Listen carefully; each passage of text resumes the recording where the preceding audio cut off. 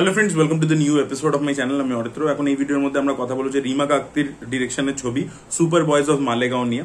তো আজ থেকে 4 বছর আগে, 4 বছর কি তারও বেশি, ওই লকডাউনের সময় আর কি, আমি একটা ডকুমেন্টারি রেকমেন্ড করেছিলাম। আমার চ্যানেলে ভিডিও রয়েছে, মালেগাঁও কা সুপারম্যান।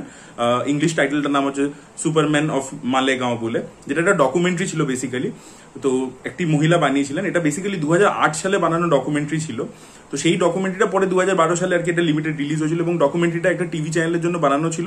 বাট পরবর্তীকালে প্রচুর ইন্টারন্যাশনাল ফেস্টিভ্যালে ট্রাভেল করে এবং সেখানে কিন্তু মানুষের প্রচন্ড ভালো লাগে। আপনারা এখনো গিয়ে ইউটিউবে দেখতে পারেন যে মালেগাঁও কা সুপারম্যান, সেটা এতটাই ফেস্টিভ্যালে ট্রাভেল করেছিল, এত প্রশংসা পেয়েছে, এত অ্যাওয়ার্ড জিতেছিল। সেই সময় অনুপমা চোপড়া এনডিটিভিতে কাজ করতো। সে আর কি এই পুরো টিমকে, যারা যারা এই ডকুমেন্টারির মধ্যে যাদেরকে দেখা গেছে, যে ক্যারেক্টারগুলোর উপর বেসড আর কি এই সিনেমার মধ্যে ক্যারেক্টার্স রয়েছে, এবং ওই ছবির যে পরিচালক একজন মহিলা, তাকে আর কি অনুপমা চোপড়া নিজে ইন্টারভিউ করছে। তো সেই ডকুমেন্টারিটা আমি বহুদিন আগেই দেখেছিলাম। আমি দেখেছিলাম 2014 সাল নাগাদ, এবং পরবর্তীকালে আমি লকডাউনের সময় রেকমেন্ডও করেছিলাম। ডকুমেন্টারি এখন আমি জানি না, আগে তো ইউটিউবে ছিল এক সময়, তারপরে আমি এতে দেখেছিলাম, ওই ডেলি মোশন বলে হয় না, ওখানে দেখেছিলাম 2014 সালে। আমি জানি না এখন কোথায় অ্যাভেলেবেল আছে, বা এখন যেহেতু এই ছবিটা রিলিজ করছে তাই জন্য সেটাকে সরিয়ে দিয়েছে কিনা সেটা আমি জানি না। তবে আপনারা ডকুমেন্টারিটা যদি দেখেন, ডকুমেন্টারিটা দুর্দান্ত। তবে এই আমি ঘটনাটা আপনাদেরকে আগে বলে দিই। তো মালেগাঁও বলে একটি জায়গা রয়েছে মহারাষ্ট্রের মধ্যেই। এবার এই মালেগাঁওতে একজন লোক আছে যার নাম হচ্ছে নাসির শেখ বলে। তো সে অনেকগুলো ছবি বানিয়েছিল নিজের বন্ধু বান্ধবদেরকে নিয়ে, একদম অ্যামেচার ফিল্ম মেকিং আর কি। মালেগাঁও কা শোলে, মালেগাঁও কা শান, আর মালেগাঁও কা সুপারম্যান। এবং এই যে ডকুমেন্টারিটা ছিল মালেগাঁও কা সুপারম্যান, সেটাতে অ্যাকচুয়ালি ওরা যে ওই যে সুপারম্যান সিনেমাটা বানাচ্ছিল সেটার পুরোটাকে ডকুমেন্ট করেছিল, যে কিভাবে বানাচ্ছে, কি করছে, তাদের যে পুরো জার্নিটা, তারা যে অন্যরকম কাজ করে, তারপরে এসে সিনেমাতে টাকা ইনভেস্ট করে, সেই যে পুরো জিনিসটা এবং অ্যামেচার ফিল্ম মেকিং, সেই পুরো জিনিসটাকে ওই ডকুমেন্টারিটা বেসিক্যালি ক্যাপচার করেছিল। তো সেইটার ওপরই মানে ওই ডকুমেন্টারিটা হয়েছিল, সেটা পপুলার হয়েছিল সেই সময়। তো সেইটার ওপর বেস করে ডকুমেন্টারিটা জাস্ট ওই ফিল্মটার মেকিংটাকে দেখিয়েছিল। বাট এখানে রিমা কাকতি কি করেছে, যে এই ছেলেগুলোর মানে কিভাবে সিনেমার প্রতি ইন্টারেস্ট এলো, কি করে শিখেছে এডিটিং ইত্যাদি সবকিছু। তো 90s থেকে শুরু করে গল্পটা 1987 এ শুরু হচ্ছে, এবং মালেগাঁও কা শোলে তারা কিভাবে বানিয়েছিল, মালেগাঁও কা শান, তারপরে এই গ্রুপটার মধ্যে কি করে স্প্লিট আসে, কি আসে, সবকিছু দেখিয়ে, এবং ফাইনালি ক্লাইম্যাক্সে আমরা এই মালেগাঁও কা সুপারম্যান যে ছবিটা ওরা বানিয়েছিল সেটা দেখতে পাচ্ছি, এবং সেটা কেন বানিয়েছিল, কি করেছিল। তো সেই সবকিছু মানে ফিকশনালাইজ করে আর কি, একটা ফিকশনালাইজ করে ড্রামাটাইজেশন করে সিনেমার মতো করে রিমা কাকতি আমাদের সামনে প্রেজেন্ট করেছেন। বাট ডকুমেন্টারিটা দেখুন, ডকুমেন্টারিতে ওই ক্যারেক্টারগুলো যখন নিজেদের ব্যাপারে কথা বলে, যেরকম এইখানে একটা বিনীত কুমার সিং যে চরিত্রটা প্লে করেছে, একটা রাইটারের চরিত্র, ওই মানে অ্যাকচুয়াল ডকুমেন্টারিতে দেখবেন ওই রাইটারটা কোনোদিনও বম্বে যেতেই পারেনি। ও বলছে যে আমি বম্বে কেন যেতে পারিনি, মালেগাঁও থেকে বম্বে যাওয়ার যে রাস্তাটা আছে, ওই রাস্তাটাতে মানে বাস ধরেও ও মানে কতবার নেমে চলে এসছে। ও কোনোদিনও বম্বে পৌঁছাতেই পারেনি। এখানে দেখি যে এখানে যেন ফিকশনালাইজ করা হচ্ছে যে বিনীত কুমার সিং বম্বে গেছে, ওখানে গিয়ে বারবার স্ট্রাগল করেছে, অনেক জায়গায় রিজেকশন হচ্ছে, ওর গল্প বুঝতে পারছে না প্রডিউসার, কমার্শিয়াল করতে বলছে ব্যাপারটাকে, তো সেইগুলোর জন্য রিজেকশন ফেস করছে, তাই জন্য ফেরত চলে আসছে, এরকম চেঞ্জেস করা হয়েছে। বাট ওইটাতে মানে অরিজিনাল ডকুমেন্টারিতে আপনি ইমোশনটা যেভাবে ফিল করতে পারেন, অরিজিনাল ডকুমেন্টারিটা কিন্তু মারাত্মক এন্টারটেনিং, কোনো রকম ভাবেই বোরিং নয়। ওটার মধ্যে কিন্তু যথেষ্ট এন্টারটেনমেন্ট ভ্যালু আছে, ইমোশনগুলো খুব সুন্দর ওয়ার্ক করে, এবং ওই ডকুমেন্টারিটা খুব অ্যাস্থেটিক্যালি শুট করা। তো ওটা দেখুন, ওটা অন্যরকমই ফিল দেবে আপনাদেরকে। সিনেমাটা কিন্তু ভালো সিনেমা হয়েছে, কিন্তু আমার এক্সট্রাঅর্ডিনারি সিনেমা মনে হয়। এটা কাদের কাদের খুব ভালো লাগবে, যারা শর্ট ফিল্ম বানাচ্ছে, যারা ফিউচারে ফিল্ম মেকার হতে চায় বা অ্যাক্টর হতে চায়, তাদের কোথাও কি যে স্বপ্নটা আছে সেটা কিন্তু তারা খুব রিজোনেট করতে পারবে এই সিনেমাটার সাথে। আমি যখন ডকুমেন্টারিটা তখন দেখেছিলাম, মানে তখন আমার মানে আমি কলেজে পড়ি, তো তখন আর কি আমি যেহেতু শর্ট ফিল্ম বানাতাম, আমার প্রচন্ড প্রচন্ড ভালো লেগেছিল। আমার মনে হয়েছিল যে এই ছেলেগুলো কোনো রিসোর্স ছাড়া কি সুন্দর, যেহেতু সিনেমা ভালোবাসে এবং এদের কাছে কিন্তু সেইভাবে অত কিছু রিটার্নও আসছে না, তা সত্ত্বেও কিন্তু তারা ট্রাই করে গেছে, সিনেমা বানিয়েছে। এবং তাই জন্য দেখুন, তাদেরকে নিয়ে সেই সময় ডকুমেন্টারি হয়েছিল, যেটা দেশ বিদেশের লোকেরা দেখেছিল, আজকে তাদেরকে নিয়ে সিনেমা হলো, তারা কিন্তু সিনেমার ইতিহাসে অমর হয়ে রয়ে গেল। কিন্তু এটা সিনেমার প্রতি ভালোবাসা, ওই সিনেমা আবার ফেরত দিচ্ছে আর কি ব্যাপারটা। তো সেই জিনিসটা আর কি আমার খুব ভালো লেগেছিল।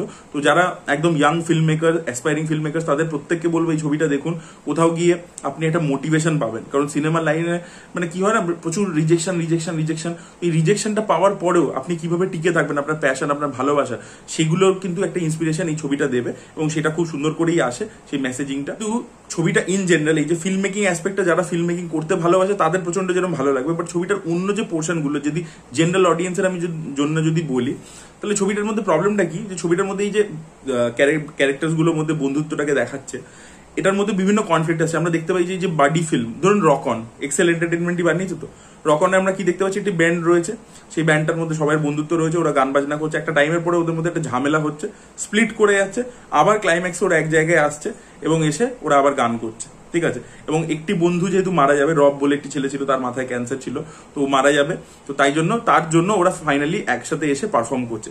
এটা তো ছিল রকনের টেমপ্লেট, সেই টেমপ্লেটটাকে কিন্তু সুপার বয়েজ অফ মালেগাঁওতে ব্যবহার করা হয়েছে, যে ওদের একটা গ্রুপ আছে, তারপরে ওরা একটা টাইমে একটা খুব সাকসেসফুল কাজ করছে, তারপরে ওদের মধ্যে ঝামেলা হচ্ছে, স্প্লিট করে যাচ্ছে, আবার বহু বছর পরে একটা বন্ধুর জন্য ওরা একত্রিত হচ্ছে।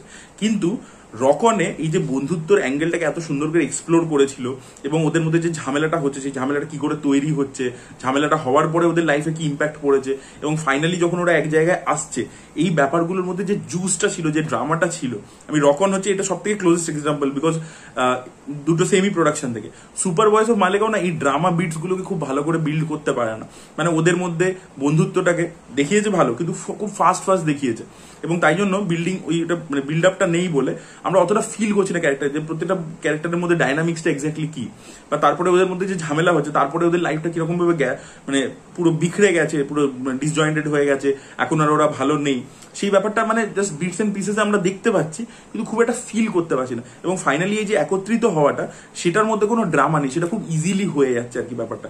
তো এই বিটস গুলো আর কি, যে সিনেমার ড্রামাটিক বিটস বা ইমোশনাল বিটস গুলো আরো বেটার রাইটিং ডিমান্ড করতো, যেটা কিন্তু ছবিটার মধ্যে নেই। ছবিটা এই যে সিনেমার প্রতি ভালোবাসা, সেইটাকে কিন্তু খুব সুন্দর করে এক্সপ্লোর করে। এই যে 90s-এ দুটো ভিসিআর দিয়ে রেকর্ড করা, এডিট করা, এই যে ব্যাপারটা, আমি তো 90s-এ ওই সময় তো আর আমি কোনো এডিটিং ইত্যাদি শিখিনি, আমি অনেক পরে ডিজিটালি পুরো জিনিসটা শিখেছি। বাট আমার কথা হচ্ছে, আমি রবার্ট রড্রিগেজ বলে একজন আমেরিকান ফিল্ম মেকার আছে, তো তার একটা 10 মিনিট ফিল্ম স্কুল বলে আছে, ইউটিউবে অ্যাভেলেবেল আছে, আমি তো প্রত্যেকে হাইলি রেকমেন্ড করবো দেখতে। তো সেখানে অবধি সে বলছে যে 90s-এ কিন্তু যারা এই কাজ করেছে, তারা কিন্তু এই টেকনিকটা খুব প্রচন্ড অ্যাপ্লাই করতো, ঠিক আছে, এবং এটা খুব পপুলার টেকনিক ছিল আর কি, একটা ভিসিআর থেকে একটা ভিসিআর রেকর্ড করা। তো সেই জিনিসপত্রগুলো যে দেখিয়েছে, বা কিভাবে এভলিউশন আসছে, কি করে চেঞ্জেস গুলো আসছে, ওরা প্যারেডিটা কিভাবে বানাচ্ছে, সেগুলো কিন্তু খুব সুন্দর করে দেখিয়েছে। সেগুলো কিন্তু আপনাদের যথেষ্ট ইন্টারেস্টিং লাগবে, এবং ছবিটার মধ্যে কিছু জায়গায় কমেডি ইত্যাদিও রয়েছে, যেটা ওয়ার্ক করে, প্রেমের অ্যাঙ্গেল ইত্যাদিও রয়েছে, আদার্স, এবং পারফরমেন্সেস কিন্তু প্রত্যেকে ভালো। প্রথম কথা বলবো যে কাস্টিংটা খুব ভালো করেছে, লাস্ট এমনিতে দেখিয়েও দিয়েছে, বাট আমি যেহেতু ডকুমেন্টারিটা আমার দেখা ছিল, কাস্টিং গুলো এমন ভাবেই করা হয়েছে, যে সানি আরোরাকে কাস্ট করা হয়েছে, সে ওই ছেলেটির চরিত্র প্লে করছে। অরিজিনাল ডকুমেন্টারিটাতে আমি যে ছেলেটিকে দেখেছিলাম, একদম এক্স্যাক্টলি সেম টু সেম দেখছে, ফিজিক্যাল রিজেমনেস। তো কাস্টিং খুব ভালো হয়েছে, এবং এই প্রত্যেকটা অ্যাক্টর কিন্তু দুর্দান্ত পারফরমেন্স দিয়েছে। বিনীত কুমার সিং, আদর্শ গৌরব, আমাদের সানি আরোরা, প্রত্যেকে দুর্দান্ত অভিনয় করেছে। তো পারফরমেন্স ওয়াইজ কিন্তু তারা উতরে দিয়েছে, তাদের পারফরমেন্স কিন্তু খুবই ভালো ছিল, এবং এই ফিল্ম মেকিং যে ওয়ার্ল্ডটা বা ভালোবাসা ফর সিনেমা, সেটাকে এত সুন্দর করে দেখিয়েছে, সেটা খুব ভালো লাগে। এবং আপনারা যদি 90s-এ সিনেমা দেখতেন, সেখানে হিন্দি ছবি বা সেই সময় হলিউডের যে ছবি, জ্যাকি চ্যান, ব্রুসলি, সেগুলোর যে ইনফ্লুয়েন্স, যেগুলো আর কি স্মল টাউনে পৌঁছাতো। একটা টাইমে আমাদের জন্য হলিউড ছবি কি ছিল, কমান্ডো, আমাদের র্যাম্বো, জ্যাকি চ্যানের সিনেমা, ব্রুসলি সিনেমা, একটা টাইমে তো সত্যি তাই ছিল। তো সেইগুলো কিন্তু সব দেখিয়ে গেছে, ঠিক আছে। এবং এই ছেলেগুলোকে কিন্তু কোথাও গিয়ে ওরকম একটা স্মল টাউনে থাকে, কিন্তু বাস্টার কিটন দেখে, চার্লি চ্যাপলিন দেখে, সেগুলো কিন্তু খুব সুন্দর করে ইনকর্পোরেট করেছে। তো এই যে সব জিনিসের ইনকর্পোরেশন, যে ট্রিবিউট দিয়ে দেখানো, সেটা কিন্তু খুব ভালো। এবং এখানে রিমা কার্তিক কিছু জায়গায় যে ফিকশনালাইজ গুলো করেছে, আমি বুঝতে পারছি, যেহেতু আমি ডকুমেন্টারি আমার দেখা আছে, আমি বুঝতে পারছি এই জিনিসগুলো চেঞ্জ করা হয়েছে, কিন্তু সেগুলো যে করা হয়েছে, সেগুলো না মানে একটা মানে খুব ফ্যামিলিয়ার টেমপ্লেটে যাতে গল্পটাকে বসাতে পারে, সেই জন্য করেছে। এবার সেটা করতে কোনো প্রবলেম নেই, কিন্তু ওই যে বললাম, ওই বিটস গুলো ভালো করে বেক হয়নি, ওই ড্রামাটা খুব ভালোভাবে ওয়ার্ক করছে না। তাই জন্য as a standalone drama যদি আমি হিসাবে দেখি, যে বন্ধুত্ব, বিচ্ছেদ, হ্যান ত্যান, সেগুলো যে প্রচন্ড ভালোভাবে বেক হচ্ছে তা বলবো না, বাট এই যে ভালোবাসা for cinema, passion for cinema, সেই অ্যাসপেক্টটা খুব সুন্দর করে এক্সপ্লোর হয়েছে।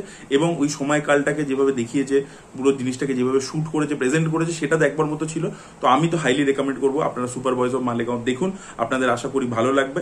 এবং নর্মাল জাস্ট এন্টারটেনমেন্ট ভ্যালু হিসেবে যদি দেখেন, তাহলেও কিন্তু ছবিটা আপনাদের জন্য যথেষ্ট ওয়ার্ক করবে। তো কারা দেখে ফেলেছেন অলরেডি ছবিটা, অবশ্যই কমেন্টে জানাবেন। এই ভিডিওটা ভালো লেগে থাকলে লাইক করুন, শেয়ার করুন, চ্যানেলকে সাবস্ক্রাইব করতে ভুলবেন না। Bye bye.